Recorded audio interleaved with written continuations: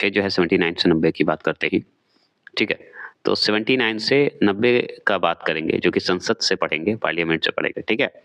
और पार्लियामेंट से जहाँ तक हो सकता है हम समझौता करेंगे और उसके बाद ही हम देखते हैं आगे क्या होता है ना? तो चलिए, जहाँ तक होता है पार्लियामेंट से सबसे ज़्यादा सवाल है। तो पहला प्रश्न है, अनुच्छेद 79 किससे संबंधित है? बताइए, 79 जो है आर्टिकल किससे संबंधित है? प्लीज़ कमेंट करेंगे। राष्ट्रपति के अधिकार से, संसद की स्थापना से, लोकसभा के कार्यकाल से या उपराष्ट्रपति के चुनाव से? बताइए। तो संसद की बात करेगा, संसद की स्थापना की बात करेगा 79, ये तो हम जानते हैं, ठीक है? चलिए, और भी बात करें दूसरा प्रश्न। दूसरा प्रश्न है, अनुच्छेद 80 क्या बताया? बताइए, अनुच्छेद 80 क्या बताता है? तो राज्यसभा की संरचना। चलिए, राज्यसभा की संरचना की बात करते हैं। तीसरा है अनुच्छेद 81 किस बारे में है? अनुच्छेद 81 जो है किसके बारे में है? तो लोकसभा की संरचना पर है। तो लोकसभा की संरचना 81, ठीक है? और हम 80 किसका पढ़े? राज्यसभा का। और 79 पे संसद, ठीक है? याद रखिएगा। चौथा प्रश्न है, अनुच्छेद 82 किस विषय से संबंधित है? अनुच्छेद 82 किससे संबंधित है बताइए? तो प्रत्येक जनगणना के पश्चात पुनः समायोजन करना। तो जनगणना के बाद मतलब सेंसर की बात करेगा, जनगणना की बात करेगा। और 80 क्या है? राज्यसभा, 81 लोकसभा, ठीक है? और 81 किससे है बताइए तो? सॉरी, 81 तो बता दिया, अब बताइए 82 बताइए। तो 82 प्रत्येक जनगणना के पश्चात जो पुनः जो समायोजन होता है, मतलब एनालिसिस हम लोग करते हैं, उसकी बात करता है। चलिए, पांचवा प्रश्न, अनुच्छेद 83 क्या निर्धारित करता है? अनुच्छेद 83 क्या निर्धारित है बताइए?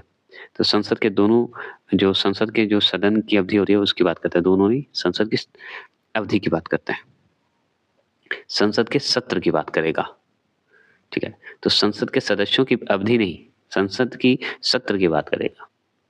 संसद के सदनों की होनी चाहिए यहाँ पे, तब सदन होता ना, तो संसद के सत्र याद रखिएगा। चाहे आप ये कर सकते हैं कि संसद के जो सत्र होते हैं, अवधि जो होते हैं, वो बात करेंगे। तो ऑप्शन नंबर सी आपका सही होगा। यहाँ पे थोड़ा सा क्या है कि आपको बी देगा, क्योंकि यहाँ पे अवधि है ना, लेकिन बी नहीं चाहिए, ये चाहते। चलिए, छठा प्रश्न है, अनुच्छेद 84 में क्या दिया गया है? तो अनुच्छेद 84 में क्या दिया गया है? संसद की सदस्यता के लिए जो योग्यता होता है, क्वालिफिकेशन, उसकी बात करता है। तो सदस्यों की योग्यता की बात करते हैं, मतलब किसकी? संसद के सदस्यों की योग्यता की बात हो रहा है। 84। 7 अनुच्छेद 85 किस पर आधारित है बताइए? अनुच्छेद 85 किस पर आधारित है? तो संसद का सत्र या सत्रावसान और विघटन से है। तो संसद के सत्र और सत्रावसान से संबंधित है 85, ठीक है? चलिए, सब आर्टिकल है जो कि इसमें हम डिटेल नहीं दे रहे हैं, हम देंगे बाद में भी। अगर बात करते हैं अनुच्छेद 86 की बात करें, ठीक है? तो 86 बताइए किससे संबंधित है? अनुच्छेद 86 किससे संबंधित बता दीजिए? तो संसद में अभिभाषण से संबंधित है या उनके संदेश भेजने का राष्ट्रपति का अधिकार है, 86 बताता है। तो राष्ट्रपति का अभिभाषण हो जाए या राष्ट्रपति को अगर संदेश भेजना है तो 86 आर्टिकल में आता है। तो चलिए, 79 से हम फिर से पढ़ते हैं। 79 में क्या है? संसद की बात करता है। 80 में राज्यसभा की बात करता है। 81 में लोकसभा में बात करता है। 82 में प्रत्येक जनगणना की। 83 क्या बताता है? संसद के सदनों का अवधि होता है, समय, सत्र कहिए।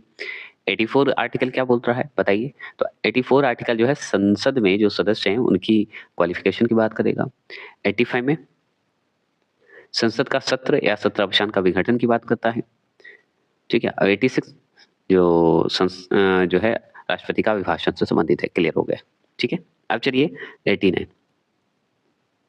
नवा प्रश्न अनुच्छेद 89 किस विषय से जुड़ा है? तो अनुच्छेद 89 बताइए। तो राज्यसभा का सभापति और उपसभापति, ऑप्शन नंबर बी, राज्यसभा के सभापति या उपसभापति से संबंधित है। क्लियर? चलिए 10वां प्रश्न, अनुच्छेद 90 किस बारे में है? अनुच्छेद 90 जो है किस बारे में, मतलब अनुच्छेद 90 के बारे में बताइए। तो उपसभापति का पद रिक्त है, या पद त्याग ना हो, या आप कह सकते हैं उसे हटाना हो। ठीक है, तो उपसभापति के पद रिक्त हो, खाली हो, या पद त्यागने की बात हो, या पद हटाया जाना। ठीक है, पद से हटाया जाना, यह ऑप्शन नंबर बी है 90। समझ गए? तो 89 राज्यसभा के सभापति या उपसभापति, या अनुच्छेद 90। ठीक है, उपसभापति के। तो ठीक है, चलिए आगे चलते हैं। अब 91 से 111 आर्टिकल तक हम बात करेंगे, 91 से 111 तक, 111 तक। चलिए शुरू करते हैं। चलिए पहला प्रश्न है, अनुच्छेद 91 किस विषय से संबंधित है? बताइए 91, प्लीज कमेंट करेंगे। अनुच्छेद 91 बताइएगा। तो हम बताएंगे सभापति के पद के जो कर्तव्य का पालन करना होता है, या आप कह सकते हैं सभापति के रूप में जो कार्य करने की, जो उपसभापति हो या अन्य व्यक्ति की शक्ति की बात करे, पावर की बात करेगा। तो इसमें देखिए सभापति के कार्य का पालन करना, अगर यहाँ पे हो सकता है तो उपसभापति की बात भी करेगा, इसमें भी कर सकते हैं। ठीक है, समझ गया? चलिए प्रश्न 2, अनुच्छेद 92 क्या बताता है? अनुच्छेद 92 क्या बताता है? तो 92 जो है, जब सभापति या उपसभापति हो, मतलब सभापति हो या उपसभापति हो कि पद से हटाने की बात हो, या कोई विचारधारा हो, या बैठाने की बात हो, तो 92 आर्टिकल आपको सही होगा। तो मतलब उपसभापति, मतलब सभापति उपसभापति के हटाने की बात हो, निलंबित करने की बात हो। ठीक है, तो ये हो गए। चलिए तीसरा प्रश्न, अनुच्छेद 93 किस विषय से संबंधित है? 93, तो अनुच्छेद 93 क्या है बताइए? 93 क्या है? तो लोकसभा का अध्यक्ष और उपाध्यक्ष से संबंधित है। तो ऑप्शन नंबर 93 आर्टिकल आते ही लोकसभा के अध्यक्ष और उपाध्यक्ष से संबंधित टिक लगाइएगा। अब सुनिए फिर से, 91 से सभापति के पद के कर्तव्यों का पालन करना, या उपसभापति के जो है व्यक्तियों की शक्ति का बात करना। 92 अगर आर्टिकल आपसे पूछते हैं तो क्या बताइएगा कि सभापति हो या उपसभापति के पद को हटाने का बात करती है, या विचारधारा की बात करती है, निलंबित करने की बात करती है, या 93 का मतलब होता है कि लोकसभा का अध्यक्ष और उपाध्यक्ष की बात करेगा। क्लियर हो गया? 4 है अनुच्छेद 94 किस बारे में? अनुच्छेद 94 अध्यक्ष और उपाध्यक्ष का पद रिक्त होना, पद त्याग और पद से हटाए जाना, ये सब बात करेंगे। तो ऑप्शन नंबर ए, अध्यक्ष और उपाध्यक्ष का पद रिक्ति, त्यागपत्र और पद से हटाए जाना। ठीक है, 94।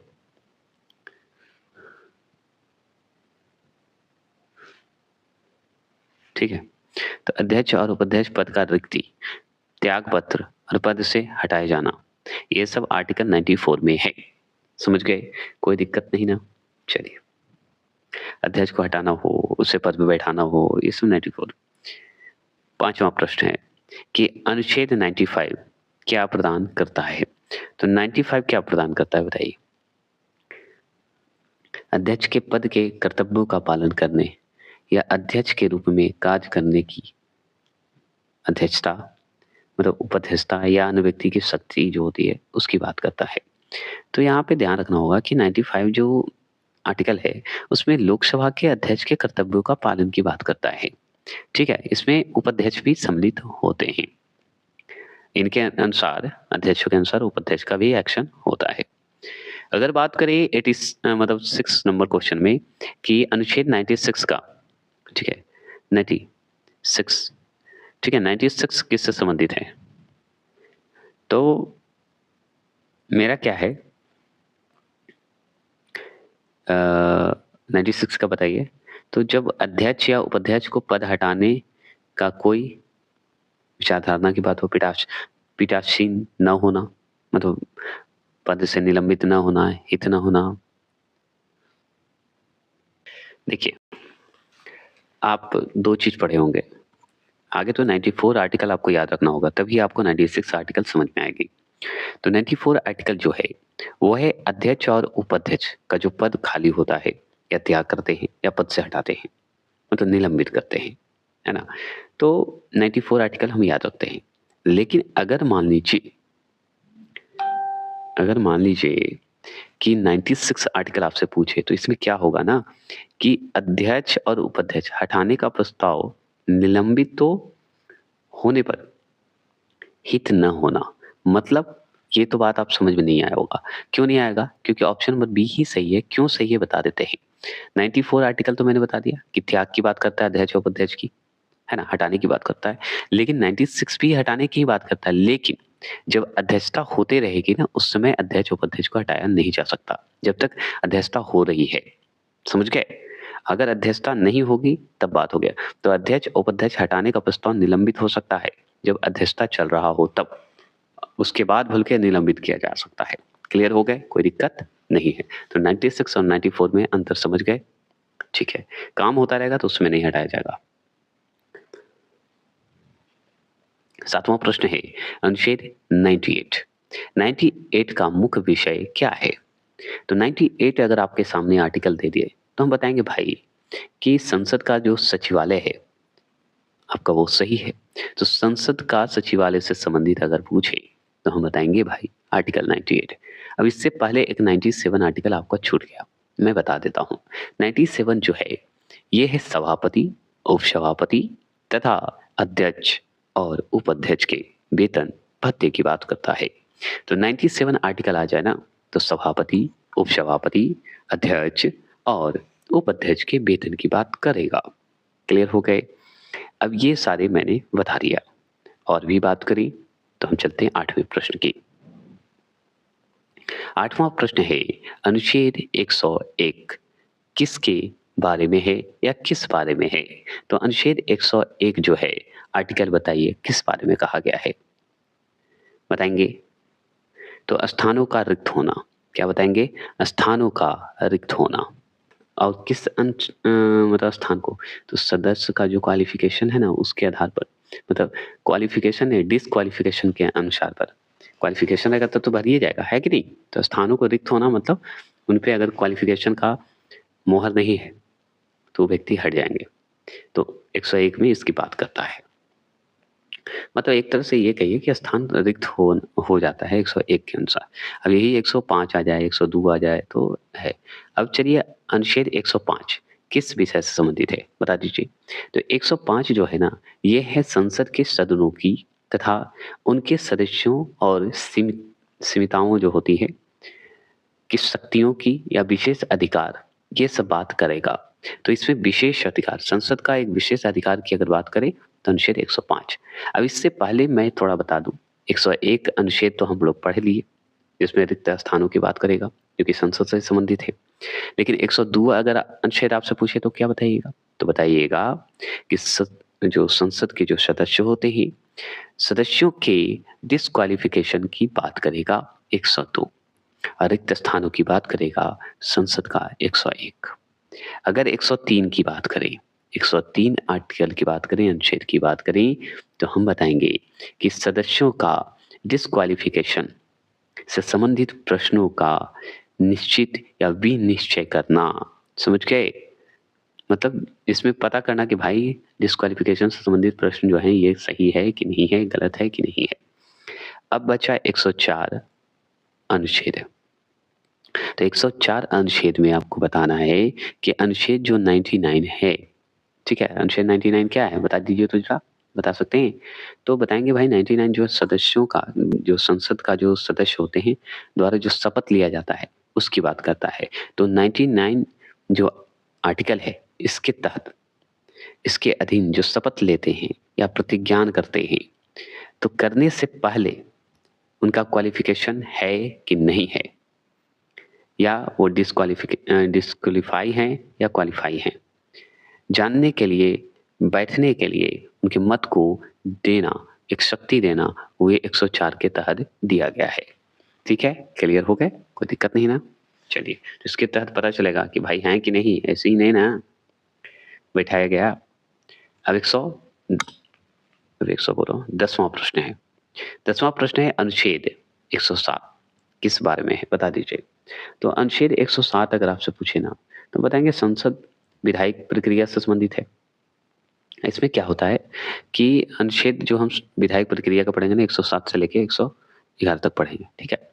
तो अनुच्छेद 107 के बारे में अगर हम बात करें तो इसमें विधायकों के पुनः स्थापना की बात करेगा या पारित करने की बात किया जाएगा। उनके संबंधों के उपबंध इसमें दिए हुए हैं, उनके बारे में बताए गए हैं। किसमें? अनुच्छेद 107 में। तो ये हो गए विधायकों का प्रारंभ या पारित करना, या आप इससे कह सकते हैं पुनः स्थापना करना। क्लियर हो गया ऑप्शन नंबर बी। और बात कर लें कि जो बचा हुआ है, जैसे 107 है, 5 तो पढ़ लिए थे, अब 106 बचा हुआ था। तो 106 अनुच्छेद अगर आपसे पूछेगा तो क्या जवाब दीजिएगा? जवाब दीजिएगा कि सदस्यों के वेतन और भत्ते की बात करेगा, ठीक है। अब वेतन और भत्ते की बात जो करेगा वो संसद के जितने भी सदस्य हैं, जो भी पावरफुल हैं, जो संसद के तहत आते हैं, उनकी वेतन भत्तों की बात करता है 106। उसके बाद अलग अलग प्रक्रिया में बढ़ता है, ठीक है। ये भी क्लियर हो गए। संसद से ये संबंधित है ना, इसलिए इसमें विधेयक भी आपको आएगा। अब जैसे अब ये तो खत्म हो गए, ठीक है। अब चलिए 101 से लेके 117 तक के चलेंगे। जो मैंने छोड़ा था आर्टिकल वो यहाँ पे मैंने तैयार कर दिया है, क्योंकि मैंने बताया तो ही था।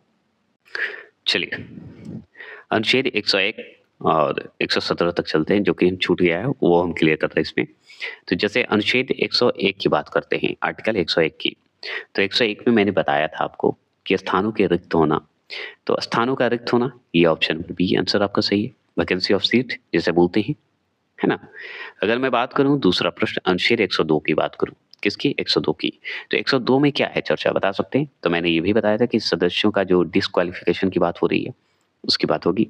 तो सदस्यता समाप्ति कहिए, निर्हयता, डिस्क्वालिफिकेशन ऑफ मेंबर्स। तीसरे प्रश्न की बात करें, तीसरा प्रश्न को ध्यान से सुनिए। तीसरा प्रश्न है अनुच्छेद 103। 103 इसके बारे में मैंने बताया था। तो अनुच्छेद 103 जो है किस विषय का निर्णय करता है बता सकते हैं? तो 103 का काम ये है कि सदस्यों का जो डिस्क्वालिफिकेशन की बात हो रही है उसमें जो क्वेश्चन जोड़ना है, प्रश्न जोड़ना है, उसकी बात करता है। डिस्क्वालिफिकेशन में उससे संबंधित जो प्रश्न बनते हैं, ये बात है ऑप्शन नंबर बी। कैसे हटाइएगा? कुछ तो प्रश्न क्या होगा तभी तो। अब लीजिए अनुच्छेद 105 की बात करते हैं। तो अनुच्छेद 105 जो है किस विषय से संबंधित है बताइए? 105 तो अनुच्छेद 105 जो है संसद के सदनों की तथा उनके सदस्यों की सीमित जो शक्तियां होती है या विशेष अधिकार होती है। तो संसद के विशेष अधिकार 105 ये हम पढ़ चुके हैं, ये सब पढ़ चुके हैं। बस रिपीट कर रहा हूँ इसलिए कि आर्टिकल को छूटे नहीं, आज के बाद आपको आर्टिकल कहीं पढ़ने की जरूरत ना हो। अनुच्छेद 106, अनुच्छेद 106 मैंने बताया भी था। तो अनुच्छेद 106 बताइए सदस्यों का वेतन और भत्ते की बात करता है। तो सदस्यों की वेतन और भत्ते की, चलिए ये सब पार्लियामेंट से संबंधित है ना। अगर मैं बात करूं अनुच्छेद 107, अनुच्छेद 107 की बात करें तो इसमें विधेयक का जो प्रारंभ कहिए या पारित कहिए, ये सब बातें करता है, ठीक है। विधेयक का पुनः स्थापना की बात करता है या पारित करने की बात करता है। तो ऑप्शन नंबर ए, ठीक है। आर्टिकल 108 बता दीजिए। तो अनुच्छेद 108 में किस बारे में है? तो अनुच्छेद 108 जैसे ही आएगा तो बता दें कि भाई कुछ दशाओं में दोनों सदनों में संयुक्त बैठक होता है, उसकी बात करता है। दोनों सदनों की संयुक्त बैठक किसकी चर्चा है? आर्टिकल 108 में, ठीक है। अगर मैं बात करूं 9वें प्रश्न, 9वां प्रश्न है कि अनुच्छेद 110 क्या परिभाषित करता है? तो अनुच्छेद 110 जो परिभाषित करता है वह धन विधेयक की परिभाषा देता है। तो धन विधेयक का परिभाषा देता मनी बिल की बात करता है 110, ये हम पढ़ चुके थे। अब बताइए 10वां प्रश्न है कि अनुच्छेद 112 क्या है? आर्टिकल 112 की बात करते हैं। तो आर्टिकल 112 हम जानते हैं, बहुत अच्छे से जानते हैं, लेकिन आप बताइए। तो हम बताएंगे आप भी जानते हैं। क्या जानते हैं? वित्तीय विवरण से बात है। तो वार्षिक वित्तीय विवरण की बात अगर करेगा तो हम बताएंगे 112। अब देखिए 112 पढ़ लिए, 111 तो यहाँ पे छूट गया। तो 111 जो है वो है विधेयकों की अनुमति से संबंधित है, ठीक है। 111, चलिए अब यहाँ पे 11वां प्रश्न देखिए अनुच्छेद 113। अनुच्छेद 113 की बात करते हैं। आर्टिकल 113 रिलेटेड है। तो किससे रिलेटेड है? तो हम बताएंगे भाई संसद के जो प्रकलनों के संबंध में बात करते हैं या प्रकलनों की प्रक्रिया से संबंधित है, ठीक है। चलिए क्लियर हो गया। तो ऑप्शन नंबर बी लगाएंगे 113 का। चलिए 112 तो जानिए गए, 114 बता दीजिए। तो 114 बचता है विनियोग विधेयक की बात करता है, और 115 आर्टिकल अगर पूछे तो अतिरिक्त जो अनुदान है या जो भी अधिक जो अनुदान दिए जाते हैं, ये सब आर्टिकल 115 के अनुसार दिए जाते हैं। तो ये सब इम्पोर्टेंट नहीं था,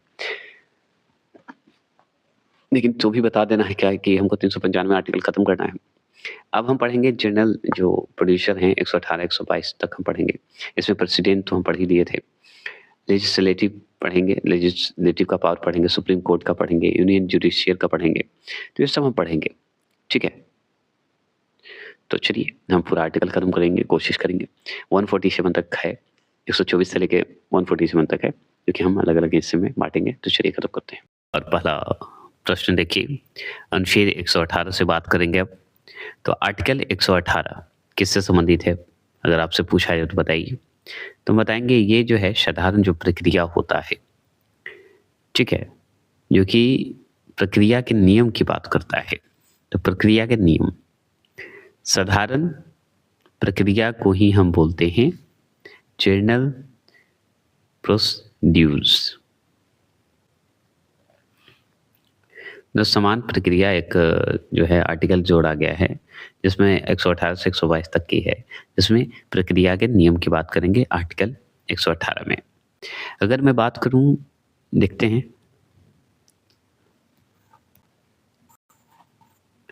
देखिए यहाँ पे पहला प्रश्न जो है अनुच्छेद 118 अनुच्छेद जो है ये बहुत इंपॉर्टेंट है।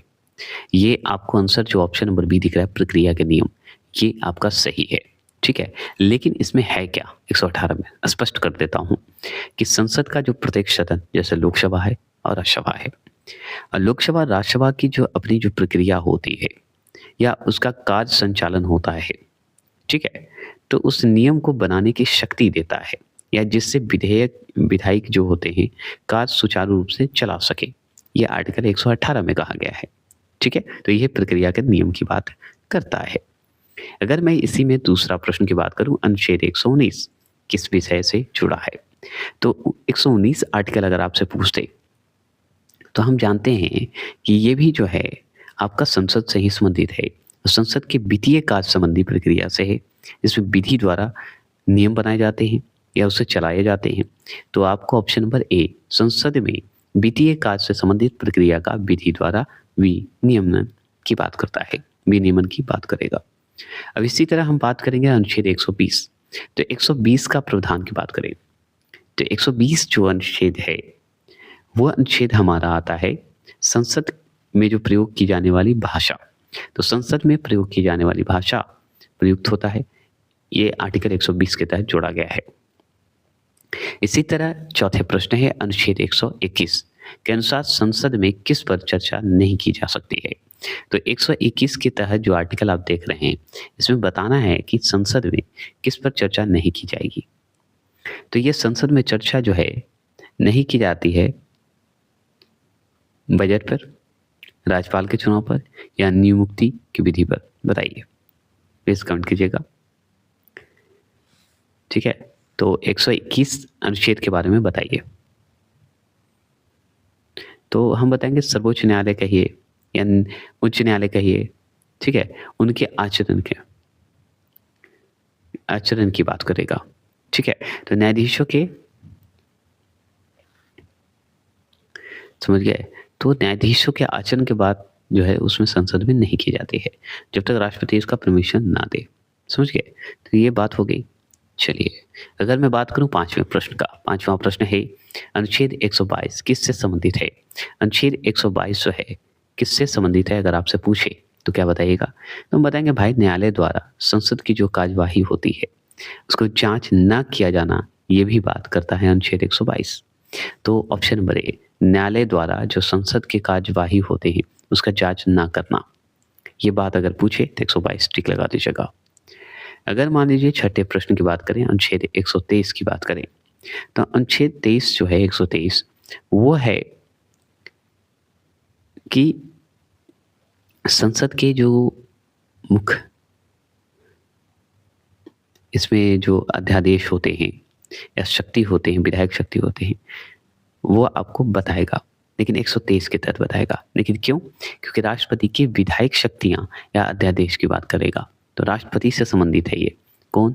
आर्टिकल 123। ठीक है, मतलब राष्ट्रपति की विधायक शक्ति या अध्यादेश जारी करने की बात करेगा या किया जाना, ये सब बातें की जाती है। तो ये सब पावर्स राष्ट्रपति को दिया गया है। अब इसी में हम बात करेंगे। 7वां प्रश्न है अनुच्छेद 124 किससे संबंधित है? तो अनुच्छेद 124 जो है किससे संबंधित है बता दीजिए। तो अनुच्छेद 124 जो है उच्चतम न्यायालय की स्थापना और गठन से संबंधित है। तो उच्चतम न्यायालय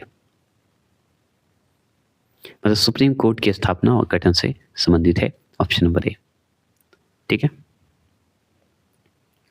चलिए 8वें प्रश्न की बात करें। अनुच्छेद 125। अनुच्छेद 125 के बारे में बताइए। अनुच्छेद 125 क्या है? तो न्यायाधीशों के वेतन की बात करता है। तो न्यायाधीशों के वेतन यहाँ पे तो दिया नहीं, ऑप्शन में दिया है। सुप्रीम कोर्ट के न्यायाधीशों की वेतन की बात करेगा। सुप्रीम कोर्ट हो, उच्च न्यायालय हो, ये सब की बात करेगा। सुप्रीम कोर्ट हो ना, उच्च न्यायालय। अगर मान लीजिए 9वां प्रश्न है अनुच्छेद 126 पूछे किस विषय से संबंधित है बताइए। 126 तो हम बताएंगे भाई ये कार्यकारी मुख्य जो न्यायमूर्ति की नियुक्ति की बात करेगा। तो कार्यकारी जो मुख्य न्यायाधीश होते हैं उनकी नियुक्ति की बात करेगा, या न्यायमूर्ति बोल दीजिए या आप न्यायाधीश बोल दीजिए, उनकी नियुक्ति की बात अनुच्छेद 126 में करता है। अब 127 प्रश्न मतलब 10वां प्रश्न है कि अनुच्छेद 127। अब अनुच्छेद 127 में क्या कहा गया बताइए। तो ये तदर्थ न्यायमूर्तियों की नियुक्ति की बात करता है। तो न्यायमूर्ति की नियुक्ति, अब इसमें क्या बोले,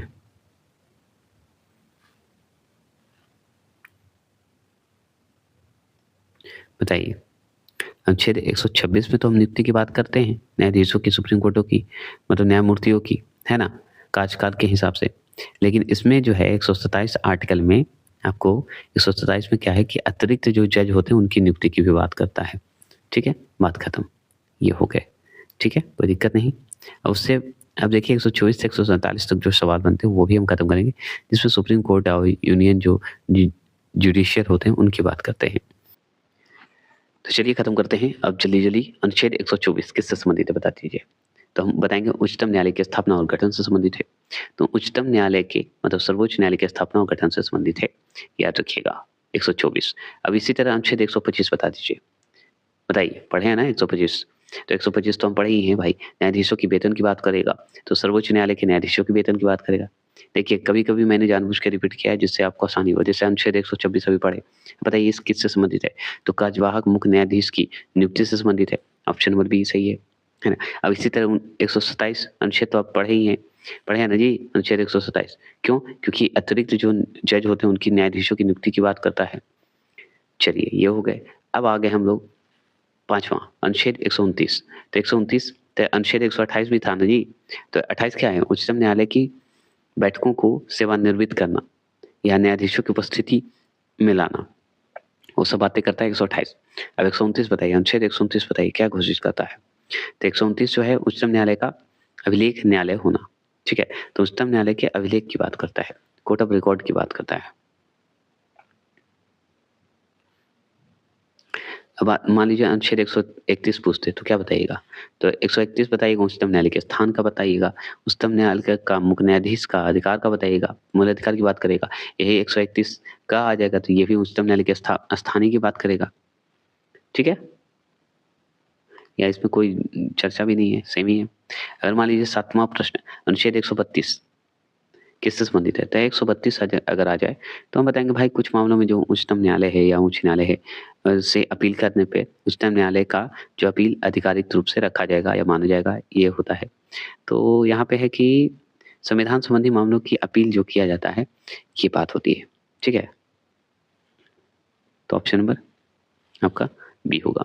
चलिए अब बताइए अनुच्छेद 133 फिर आ गया। अनुच्छेद 133 बताइए। तो इसमें क्या है कि उच्च न्यायालय के जो सिविल विषयों के संबंधी जो अपील होते हैं या उच्चतम न्यायालय के अपील जो आधिकारिक रूप से माने जाते हैं उसकी बात है। तो अपराधी मामलों की अपील ये तो नहीं होगा। संयुक्त बैठक दीवानीय जो होते हैं, सिविल जो अपील होते हैं वो जुड़ा हुआ है। तो ऑप्शन नंबर ए। अब बताइए 9वां प्रश्न अनुच्छेद 134 क्या है बताइए। तो अनुच्छेद 134 जो मामला है ये आपको नॉर्मल आप आसानी से बता सकते हैं कि उच्चतम न्यायालय की अपील का प्रमाण पत्र कहिए। ठीक है, तो नागरिक मामलों की अपील की बात करेंगे, समीक्षा याचिका की बात करेंगे या आपराधिक मामलों की अपील की बात करेंगे? तो नहीं। रिट जारी करने की शक्ति की बात करेंगे? नहीं। ठीक है, तो इसमें अपील के लिए प्रमाण पत्र, अब तो ये तो हम भी नहीं जानते, बताइए आप फिर से सुन लीजिए। तो बताइए अनुच्छेद 134 किस बारे में है? फिर से रिपीट करते हैं। बताइए। तो आपराधिक मामले का जो सर्वोच्च न्यायालय में अपील होता है ना, उसका क्षेत्राधिकार है। तो आपराधिक मामलों के अपील के मामले में 134 है। और यही अगर बात कर लीजिए 10 अनुच्छेद 136 किससे संबंधित है बताइए? 10वां प्रश्न अनुच्छेद 136 किससे संबंधित है? तो हम बताएँगे उच्चतम न्यायालय के विशेष अनुमति की बात करता है, अपील की बात करेगा, ये हो गया, ठीक है? तो ये क्लियर हो गया आपके। और थोड़ा-मोड़ा हम बता देते हैं, फिर से सुन लीजिए। अगर आर्टिकल 133 पूछे, तो क्या बताइएगा? फिर से देख लीजिए यहाँ पे, ऐसा ना कि गड़बड़ हो जाए। तो दीवानी के लिए है। ये ठीक है। और आर्टिकल 132 किससे संबंधित है बता दीजिए?